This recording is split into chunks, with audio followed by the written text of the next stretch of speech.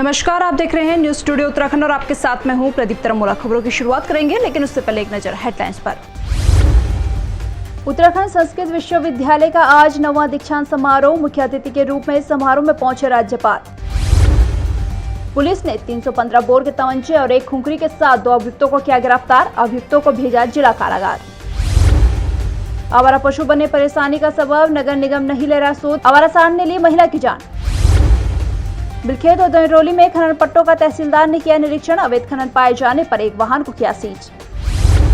और अब खबर विस्तार से। हरिद्वार के बहादुराबाद में स्थित उत्तराखंड संस्कृत विश्वविद्यालय का आज 9वां दीक्षांत समारोह आयोजित किया गया, जिसमें उत्तराखंड के राज्यपाल सेवानिवृत्त लेफ्टिनेंट गुरमीत सिंह मुख्य अतिथि के रूप में उपस्थित रहे। राज्यपाल द्वारा संस्कृत विश्वविद्यालय के दीक्षांत समारोह में 5630 छात्र छात्राओं को स्नातक और प्रस्नातक की उपाधियां देकर सम्मानित किया गया, जबकि 13 छात्रों को पीएचडी और 29 छात्र छात्राओं को गोल्ड मेडल देकर नवाजा गया। संस्कृत यूनिवर्सिटी की कॉन्वोकेशन सेरेमनी हुई, जिसके अंदर में 5620 स्टूडेंट्स को डिग्री प्राप्त हुई। मुझे बहुत खुशी हुई कि इनमें से 13 को पीएचडी और 29 को गोल्ड मेडल का पुरस्कार मिला। जो 9वां दीक्षांत समारोह है, ये प्रत्येक विश्वविद्यालय के लिए बहुत बड़ा उत्सव होता है और ये विश्वविद्यालय का बहुत बड़ा सौभाग्य है कि आज हमारे मध्य में हमारे कुलाधिपति माननीय राज्यपाल महोदय उपस्थित हुए और उन्होंने जो अपने सभी स्नातकों को एक उपाधियां प्रदान करते हुए और अपने जीवन में सफल होने का उन सभी को आशीर्वाद दिया। आज मैं खुश हूँ कि आज जो लगभग 5 साल की जो मेहनत थी पीएचडी की, वो आज हमें पूर्ण उसका जो फल है वो आज हमें मिला। किसी घटना को अंजाम देने की फिराक में आए अभियुक्तों को डाक पत्थर क्षेत्र से पुलिस ने गिरफ्तार किया है। जनपद देहरादून कोतवाली विकास नगर के डाक पत्थर चौकी क्षेत्र अंतर्गत रात्रि गश्त के दौरान टिकोना पार्क के पास से स्कूटी सवार 2 अभियुक्तों को पुलिस ने 315 बोर के तमंचे और एक खुंखरी के साथ गिरफ्तार किया है। वहीं अभियुक्तों को गिरफ्तार कर न्यायिक मजिस्ट्रेट के समक्ष पेश किया गया, जहां से उनको जिला कारागार सुद्दोवाला देहरादून भेज दिया गया है। कल रात हम चेकिंग में थे, लगभग 12:30 बजे टिकोना पार्क के पास हम एक संदिग्ध स्कूटी मिली, वो मुखबिर की सूचना थी और उस पर हमने चेकिंग की तो स्कूटी वाले भागने लगे। जब हमने पकड़ा उन्होंने तो दोनों की तलाशी की तो उनसे जो स्कूटी चला रहा था उससे एक 315 बोर का तमंचा, माई कारतूस और दूसरे से एक खुखरी थी।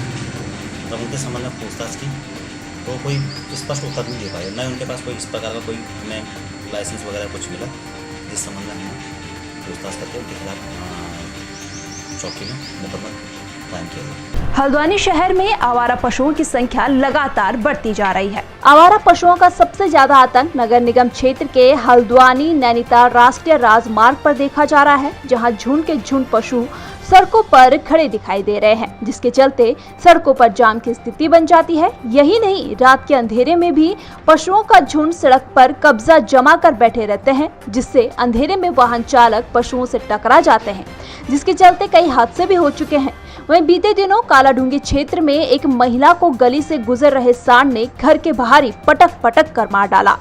देखिए, सफाई व्यवस्था हटाना और आवारा पशुओं पर नियंत्रण करना, ये सारे काम नगर निगम की जिम्मेदारियों में आते हैं और नगर निगम सभी जिम्मेदारियों पर अपना लगातार काम कर रहा है। आवारा पशु और कहीं कहीं अभी कूड़े के ढेर लोग डंप कर दे रहे हैं, यद्यप हम रोज उसको खाने का काम कर रहे हैं, लेकिन हमारा प्रयास है कि लोग डोर टू डोर गाड़ियों में ही अपना कूड़ा डालें। सड़कों पर अगर कूड़ा नहीं होगा तो आवारा पशुओं के लिए भी अवसर नहीं होगा। ऐसी दशा में आवारा पशु भी उन क्षेत्रों की ओर जाएंगे जहाँ उनको उनके लिए चारा मिलेगा। बिलखेत और द्यूरोली में खनन पट्टों का तहसीलदार ने निरीक्षण किया। वहीं अवैध खनन पाए जाने पर एक वाहन को सीज किया गया। पौड़ी तहसीलदार सुशीला कोठियाल ने बिलखेत और द्यूरोली में 2 खनन पट्टों का निरीक्षण किया। खनन पट्टों के निरीक्षण के दौरान सीसीटीवी व सीमांकन पिल्लर भी नहीं पाए गए। इस दौरान निरीक्षण में एक ट्रक में अवैध खनन पाया गया। तहसीलदार सुशीला कोठियाल ने जानकारी देते हुए बताया कि एक ट्रक में अवैध खनन पाए जाने पर वाहन को सीज कर दिया गया है। उन्होंने बताया कि अवैध खनन के खिलाफ आगे भी अभियान जारी रहेगा। बिलखेत क्षेत्र में राजकीय कार्य से ही मैं गई थी और वहाँ पे कुछ लोगों की आम जनता की काफ़ी दिनों से अवैध खनन होने की शिकायतें आ रही थी। तो विजिट के दौरान ही एक अवैध खनन से भरा हुआ एक वाहन पकड़ा गया जिसमें कोई भी वैध रवाना वगैरह नहीं था, जिससे उसको सीज करके उसके विरुद्ध जो चालानी कार्रवाई है वो जिलाधिकारी महोदय को दे दी गई है। अवैध निर्माणों पर भले ही HRDA का चाबुक तेजी से चल रहा हो, लेकिन शहर के कुछ अवैध निर्माणों पर HRDA खूब मेहरबान है। एक तरफ ध्वस्तीकरण सील की कार्रवाई की जा रही है, तो दूसरी तरफ धड़ल्ले से चल रहे अवैध निर्माणों से मुंह फेर लिया गया है।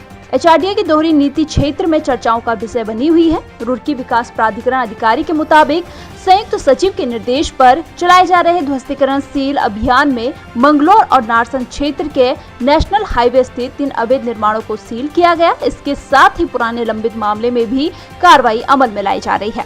इसके साथ ही रुड़की शहर के एक प्रसिद्ध अस्पताल के निर्माण को भी विभाग की टीम ने रुकवाया है, जिसे सील करने की तैयारी की जा रही है। वहीं इस कार्रवाई के बीच शहर में कुछ अवैध निर्माण खूब धड़ल्ले से चल रहे हैं। देखिए, चुनाव के बाद से हमने जो है करीब 9 या 10 मामलों में जो है कार्रवाई की है और लगातार कार्रवाई चल रही है जांच करने के बाद, और आगे भी कार्रवाई चलती रहेगी। अनुरोध कर रहा हूँ कि सभी लोगों से कि अपने लेआउट पे, अपने भवन पे ध्यान दें और मानचित्र स्वीकृत कराएँ और अपने केस को मानचित्र स्वीकृत कराने के बाद सॉल्व करें। आजादी के अमृत महोत्सव के तहत विकासखंड पाबौ में स्वास्थ्य मेले का आयोजन किया गया।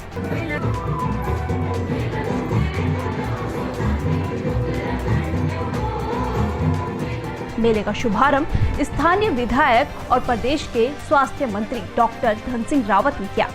डॉक्टर धन सिंह रावत ने कहा कि स्वास्थ्य मेले में स्वास्थ्य से संबंधित सभी जांचें मुफ्त करवाई जा सकती हैं। उन्होंने कहा कि प्रदेश सरकार का मकसद है कि ग्रामीण इलाकों में स्वास्थ्य व्यवस्थाओं को बेहतर किया जाए, जिसके मद्देनजर पूरे प्रदेश भर में आजादी के अमृत महोत्सव की 75वीं वर्षगांठ के उपलक्ष्य में ये मेले आयोजित किए जा रहे हैं। उन्होंने प्रदेशवासियों से अपील की कि सभी अपने नजदीकी सेंटरों में लगने वाले स्वास्थ्य मेलों का अधिक से अधिक संख्या में पहुंचकर इसका लाभ उठाएं।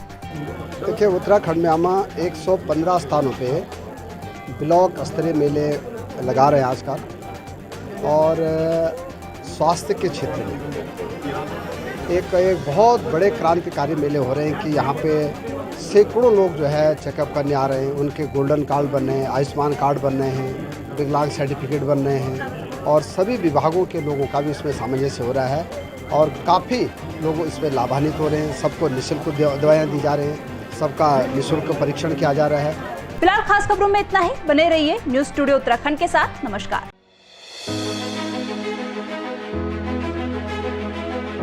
उत्तराखंड के मुद्दे रोजगार से कामगार तक, पर्यटन से पर्वतों तक, सत्ता के गलियारों से हर गांव की गलियों तक, कर्णधारों की कलम से आम आदमी के हितों तक। और भी होगा बहुत कुछ देवभूमि से जुड़ा, देवभूमि के बारे में, देवभूमि के वासियों के साथ, सिर्फ न्यूज स्टूडियो उत्तराखंड पर। खबर उत्तराखंड की।